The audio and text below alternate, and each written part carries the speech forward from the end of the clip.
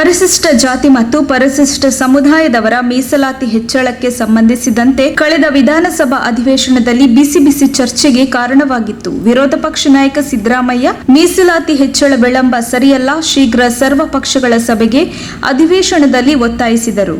SC ಅವರಿಗೆ ಮತ್ತು ಎಸ್ಟಿಗಳಿಗೆ ಅವರ ರಿಸರ್ವೇಶನ್ ಶಿಕ್ಷಣದಲ್ಲಿ, ಉದ್ಯೋಗದಲ್ಲಿ ಮತ್ತು ರಾಜಕೀಯದಲ್ಲಿ ಹೆಚ್ಚಾಗಬೇಕು ಅಂತೇಳಿ ಎಸ್ಟಿ ಜನಾಂಗದ ಸ್ವಾಮೀಜಿಯವರು ಸುಮಾರು 200 ದಿನಗಳಿಂದ ಧರಣ ಕೂತಿದ್ದಾರೆ.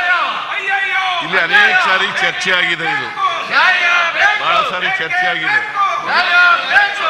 ಅದು ಒಂದು ಈಗಾಗಲೇ ಸಮ್ಮಿಶ್ರ ಸರ್ಕಾರ ಇದ್ದಾಗ ನಾಗಮೋಹನ್ ದಾಸ್ ಅವರ ಅಧ್ಯಕ್ಷತೆಯಲ್ಲಿ ರಿಟೈರ್ಡ್ ಹೈಕೋರ್ಟ್ ಜಡ್ಜ್ ಅವರ ಅಧ್ಯಕ್ಷತೆಯಲ್ಲಿ ಸಮಿತಿಯಾಗಿ ಅವರು ರಿಪೋರ್ಟ್ ಕೊಟ್ಟಿದ್ದಾರೆ. ಆ ರಿಪೋರ್ಟ್ ನಲ್ಲಿ ಬಹಳ ಸ್ಪಷ್ಟವಾಗಿ ಹೇಳಿದ್ದಾರೆ, 7% ಅನ್ನ ಎಸ್ಟಿ ಜನರಿಗೆ ಕೊಡಬೇಕು, ಎಸ್ಸಿಗಳಿಗೆ 15ರಿಂದ 17% ಮಾಡಬೇಕು, ಒಟ್ಟು 22% ಮಾಡಬೇಕು ಅಂತ. 2 + 4 6% ಹೆಚ್ಚಾಗಬೇಕು, ಅದನ್ನ 56% ಮಾಡಬೇಕು ಅಂತ ಹೇಳಿದ್ದಾರೆ. ಇದಕ್ಕೆ ಕೂಡಲೇ ಆಲ್ ಪಾರ್ಟಿ ಮೀಟಿಂಗ್ ಕರಿಬೇಕು. ಇದನ್ನು ಮತ್ತೆ ವಿಳಂಬ ಮಾಡ್ತಕ್ಕಂಥದ್ದು ಅಗತ್ಯ ಇಲ್ಲ. ಕೂಡಲೇ ಕರೆದು ತೀರ್ಮಾನ ಮಾಡಬೇಕು. ಮಾಜಿ ಮುಖ್ಯಮಂತ್ರಿ ಕುಮಾರಸ್ವಾಮಿ ಕೂಡ ಮುಖ್ಯಮಂತ್ರಿ ಬಸವರಾಜ ಬೊಮ್ಮಾಯಿ ಅವರ ಮೇಲೆ ಒತ್ತಡ ಹೇರಿದರು.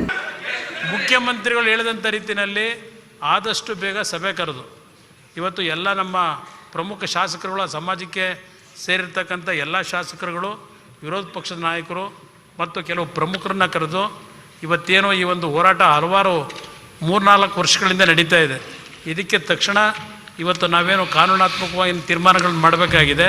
ಇವತ್ತು SC/ST ಸಮಾಜದ ಮೀಸಲಾತಿಗೆ ಏರಿಕೆ ಮಾಡ್ತಕ್ಕಂಥದ್ದಕ್ಕೆ ನಾಗಮೋಹನ್ ದಾಸ್ ಅವರು ಕೊಟ್ಟಂಥ ವರದಿ ಏನಿದೆ ಅದನ್ನು ಅನುಷ್ಠಾನಕ್ಕೆ ತರ್ತಕ್ಕಂಥ ನಿಟ್ಟಿನಲ್ಲಿ ಸರ್ಕಾರ ಈಗೇನು ಹೇಳ್ತಾ ಇದ್ದಾರೆ, ಸಮಯ ವ್ಯರ್ಥ ಮಾಡದೆ ತಕ್ಷಣ ಏನು 8ನೇ ತಾರೀಕು ಕರಿತೀವಿ ಅಂತ ಹೇಳಿದ್ದಾರೆ.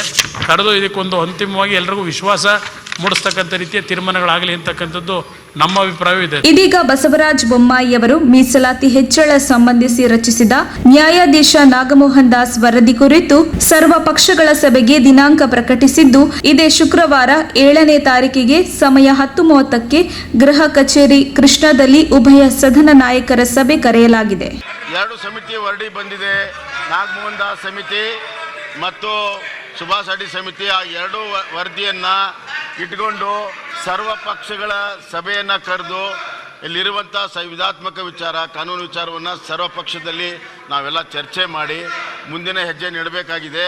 ಆದ್ದರಿಂದ ನಾನು ಮುಂದಿನ ಕೆಲವೇ ದಿನಗಳಲ್ಲಿ ನಾನು ಸರ್ವಪಕ್ಷ ಸಭೆಯನ್ನು ವಿರೋಧ ಪಕ್ಷದ ನಾಯಕರ ಜೊತೆಗೆ ಮಾತನಾಡಿ ಒಂದು ಡೇಟನ್ನು ಫಿಕ್ಸ್ ಮಾಡಿ, ಒಂದು ಕನ್ವೀನಿಯಂಟ್ ಡೇಟನ್ನು ಫಿಕ್ಸ್ ಮಾಡಿ ನಿಮ್ಮ ಜೊತೆಗೆ ಮಾತನಾಡಿ ಆದಷ್ಟು ಬೇಗನೆ ಇದನ್ನು ಒಂದು ಸಭೆ ಕರೆದು ಈ ಒಂದು ಸಮಸ್ಯೆಗೆ ಬಗೆಹರಿಸಬೇಕು. ಇಲ್ಲಿರೋರು ಎಲ್ಲರೂ ಕೂಡ ST ಮತ್ತು SC ಮತ್ತು OBC ಎಲ್ಲ ಈ ವಿಷಯಗಳಿದೆ, ಎಲ್ಲ ಬಗ್ಗೆ ನಮ್ಗೆ ಸಹಾನುಭೂತಿ ಇದೆ.